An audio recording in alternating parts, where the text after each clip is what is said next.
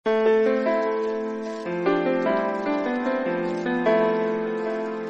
हम बात करेंगे टाइप्स ऑफ लर्निंग की, मगर उससे पहले make sure to like and subscribe to our channel and click on the bell icon to get the latest update about our new videos. तो आज का हमारा टॉपिक है टाइप्स ऑफ लर्निंग। हमारे पास डिफरेंट तरीके होते हैं जिसके थ्रू हम लर्न कर सकते हैं चीज़ें। एरिस्टोटल ग्रीक फिलोसोफर हमारे पास हैं जिन्होंने ये कहा है कि हम लर्निंग असल में जब किसी चीज़ को किसी चीज़ से जोड़ते हैं, उनके दरमियान ताल्लुक, कोई एसोसिएशन की मदद से जोड़ते हैं, उसके ज़रिए हम कोई चीज़ सीख पाते हैं या लर्न कर पाते हैं। हमारे माइंड में कोई भी इवेंट्स या एक्सपीरियंसेस जो होते हैं उन सबको हम एक सर्टेन वे में आपस में एसोसिएट करते हैं, एक सीक्वेंस बनता है और फिर उससे हम अपने एक्शंस और बिहेवियर उस लर्निंग के थ्रू हम दूसरों को शो कर पाते हैं। ये खासियत जानवरों में भी मौजूद है और इंसानों में भी मौजूद है। कोई कॉम्प्लेक्स लर्निंग है या एसोसिएशंस हैं, वो कुछ तरीके के एनिमल्स कर सकते हैं, जैसे कि चिंपैंजीज जो है आपस में ह्यूमन बिहेवियर को नोट कर सकते हैं, ऑब्जर्व करते हैं और उस तरह एसोसिएट करके वो परफॉर्म करते हैं सेम एक्शन जो उन्होंने देखा होता है किसी भी ह्यूमन का। लेकिन ह्यूमंस में डिफरेंट तरीके से भी लर्निंग होती है, सिर्फ ऑब्जर्वेशन से नहीं या एक्सपीरियंस से नहीं। हम लैंग्वेज के थ्रू, हमारे पास डिफरेंट आइडियाज़ है, perceptions, moral ideas, self concept, ये सारे हमारे इंटरनल और इनर थॉट्स के थ्रू भी होता है, जो ये सलाहियत ज़्यादातर जानवरों में नहीं पाई जाती, लेकिन इंसान ये चीज़ कर पाता है। अब हमारे पास बेसिकली 4 तरीके हैं लर्निंग के। उसमें सबसे पहले हमारे पास आता है लर्निंग बाय ऑब्जर्वेशन, फिर है लर्निंग बाय कॉग्निशन और insight, learning by trial and error और learning by conditioning. Learning by conditioning में हमारे पास क्लासिकल कंडीशनिंग और ऑपरेंट कंडीशनिंग मौजूद है। अब हम इन सारी लर्निंग जो हमारे पास 4 मेजर लर्निंग मेथड्स हैं, हम इनको आपस में जोड़ भी सकते हैं, हम इनको डिफरेंट तरीके से इस्तेमाल कर सकते हैं या एक वक्त में एक इस्तेमाल कर सकते हैं। कोई भी मेथड को हम अकॉर्डिंग टू हमारी नीड उसको हम यूज़ करते हैं। सबसे पहले बात करते हैं लर्निंग बाय ऑब्जर्वेशन। तो लर्निंग बाय ऑब्जर्वेशन एक प्रोसेस है जो कि हम सामने वाले को देखकर ऑब्जर्व करते हैं उसको, और उसका प्रोसेस जो भी लर्निंग का होता है वो ऐसे होता है कि हम सामने वाले को देख रहे हैं कि वो किस तरह का एक्शन या बिहेवियर कर रहा है और इवेंचुअली हम उसको लर्न करके खुद भी वैसा ही एक्ट करते हैं। बेसिकली जिस भी इंसान को हम ऑब्जर्व कर रहे हैं वो एक तरह से हमारे मॉडल हो जाता है, यानी मॉडलिंग के थ्रू हम फिर लर्न करते हैं। अब ये मॉडल हमारा या हमारे पेरेंट्स हो सकते हैं, टीचर हो सकता है, या कोई भी सर्टेन हमारा कोई जैसे सेलिब्रिटीज़ को होता है उसको देख के कुछ लोग फॉलो करना शुरू हो जाता है। तो ये सारी क्या होती है लर्निंग, या हम इनकी एक तरह से नकल उतार रहे होते हैं बिहेवियर की। इसको हम सोशल लर्निंग भी कहते हैं। तो जो भी अडल्ट का बिहेवियर होता है, चिल्ड्रन उसको देखते हैं और उसके ज़रिए ही वो अपना बिहेवियर इमिटेट करते हैं। अब बात आती है कि ऑब्जर्वेशनल लर्निंग को कैसे डिटरमाइन करें कि वो कैसे अकर होता है, या कैसे ज़रूरी है कि वाकई में हम किसी मॉडल को इमिटेट करते हैं या नहीं करते। तो इसके लिए हमें एल्बर्ट बेंड्यूरा ने सोशल लर्निंग पे सबसे ज़्यादा काम किया है और हमें सोशल लर्निंग थ्योरी पेश की है, जिसमें उन्होंने बताया हुआ हमें कि हम किस तरह ऑब्जर्व करते हैं दूसरों को और उससे इमिटेट करते हैं। हमारे पास एक फेमस डॉल एक्सपेरिमेंट भी मौजूद है जिसमें दिखाया गया है किस तरह एक बच्चा अपनी माँ का बिहेवियर को देख रहा होता है कि माँ एक डॉल को बार बार पंच करती है और इवेंचुअली वो बच्चा वही एक्ट को इमिटेट करते हुए वो भी उस डॉल को पंच करना शुरू हो जाता है। तो बेसिकली हमारे पास इससे साफ जिक्र है किस तरह हम ऑब्जर्वेशन लर्निंग को फॉलो करते हैं। फिर बात आती है कि हम किस तरह लोगों को इमिटेट कर रहे हैं, कौन सी खासियत या कौन से फैक्टर्स हैं जिस पे बेस्ड है। तो बेंड्यूरा ने हमें ये कहा है कि ये सब रीइंफोर्समेंट और पनिशमेंट्स के थ्रू होता है। ऑब्जर्वेशन लर्निंग में सेल्फ इन्फोर्समेंट भी मौजूद है, यानी कि सेल्फ हम खुद से सोच रहे होते हैं कि हमारे थॉट्स या हमारी लर्निंग किस तरह हम अपने हिसाब से उसको जज करके, चाहे वो पॉजिटिव बिहेवियर है या नेगेटिव, हम अपने हिसाब से जजमेंट करके उस चीज़ को फॉलो करते हैं। जैसे फॉर एग्जांपल अगर स्कूल में हम देखते हैं कि टीचर्स स्टूडेंट्स की हेल्प कर रहे होते हैं, तो दूसरे बच्चे भी इस चीज़ को देखते हैं कि it's a nice thing to help others, तो बच्चे भी सेम टू सेम दूसरों की मदद करना शुरू हो जाता है। हमारे पास 4 रिक्वायरमेंट्स है ऑब्जर्वेशनल लर्निंग के लिए। सबसे पहले आता है अटेंशनल प्रोसेस। जाहिर है कोई भी हमें अगर ऑब्जर्व करना है किसी भी मॉडल का बिहेवियर, तो हमारा अटेंशन और कंसंट्रेशन होना बहुत ज़रूरी है, और उसी तरह हम फिर आसपास अपने देख सकेंगे कि एक्चुअली हो क्या रहा है। और जो हमारे पास ज़्यादा प्रेजेंट होगा हम उसका बिहेवियर ज़्यादा इमिटेट करेंगे।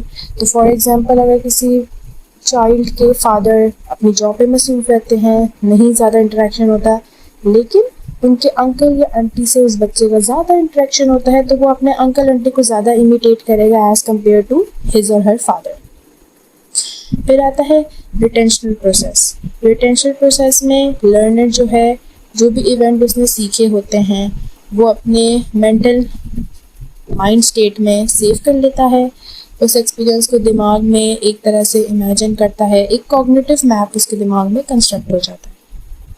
फिर आता है मोटर रिप्रोडक्शन प्रोसेस। बेसिकली अब हमारी कैपेबिलिटी के हिसाब से जो भी अगर हमने लर्न किया हुआ है, अगर हमारी फिजिकल कैपेबिलिटी उस चीज़ की इजाज़त देती है तो हम वो सेम टू सेम एक्शन कर सकते हैं।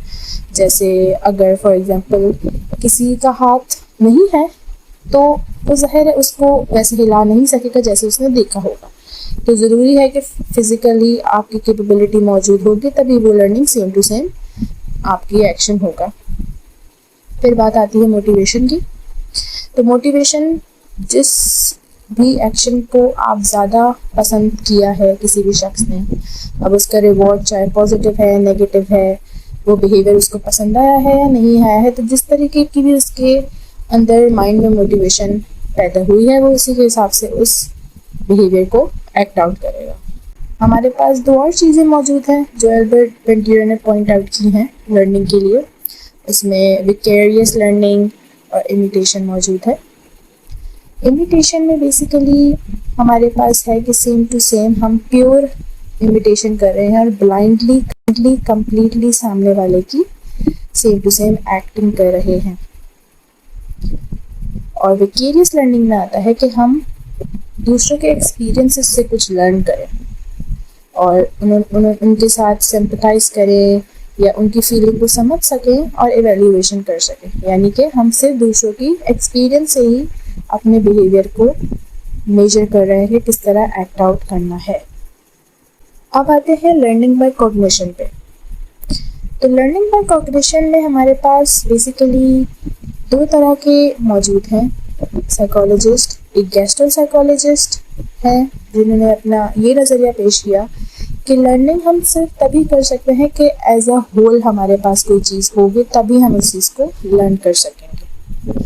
ऑर्गेनिजम्स हमारे पास या ह्यूमन बीइंग जब रिलेशनशिप्स को या प्रॉब्लम्स को पहले एज अ होल ऑब्जर्व कर सकेंगे, देख सकेंगे, फिर ही कुछ लर्न हो सकेगा। लेकिन यहाँ हमें कोहलर ने बताया, कोहलर ने हमें ये एक्सपेरिमेंट दिया चिंपैंजीज को यूज़ करते हुए कि किस तरह चिंपैंजीज ने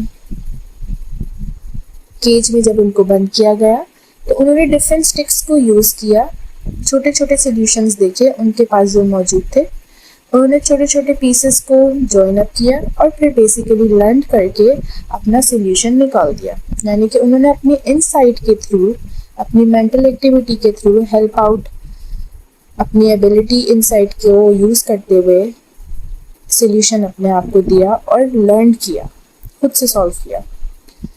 तो बेसिकली गेस्टल और कोहलर में डिफरेंस ये आता है कि कोहलर हमें ये बोल रहे हैं कि छोटे स्मॉल पीसेस में हम किसी भी लर्निंग को जब जॉइन करते हैं, कंपोनेंट्स को रिकॉन्फिगर करते हैं और कोई सॉल्यूशन इस्तेमाल करते हैं, रीअरेंजमेंट करते हैं एलिमेंट्स को, तो हमारे पास सॉल्यूशन आता है और लर्निंग होती है।